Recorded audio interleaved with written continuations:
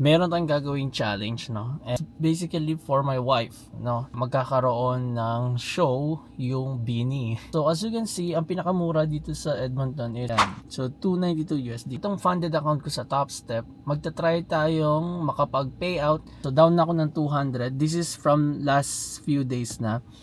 So yan na nga po, tinira ko na nga, no? Pumasok na tayo sa first trade natin na nagpa-profit tayo ngayon. Tayo na nga, nag-profit na nga tayo, kaya nabawasan yung negative natin. Tayo ay ngayon ng negative 53 na.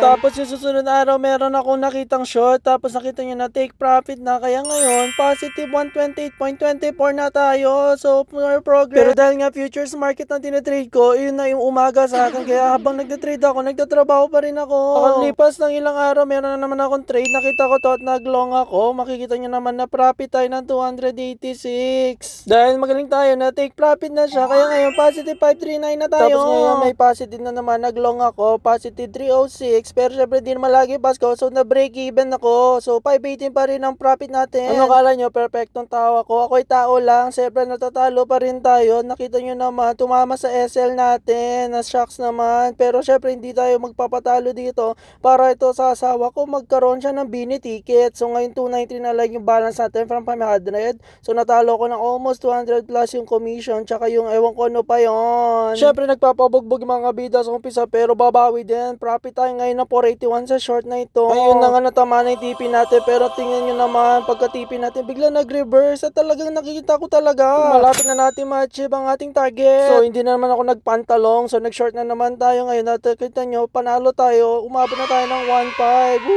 Makikita nyo si Joshua Garcia, napakasaya niya. At napapansin nyo ngayon, eligible na tayo sa payout. Excited na ako makita mukha ng asawa ko na mapapanood niya ang Beanie niya. Dahil sa di mapaliwanag na dahilan, napansin nyo naman, napaka-detective na asawa ko. Nakita niya na meron akong payout request. Pero wag na daw Beanie, gusto na lang daw niya SMEG. Ganyan talaga pag adulthood na mas pinipili na lang appliances.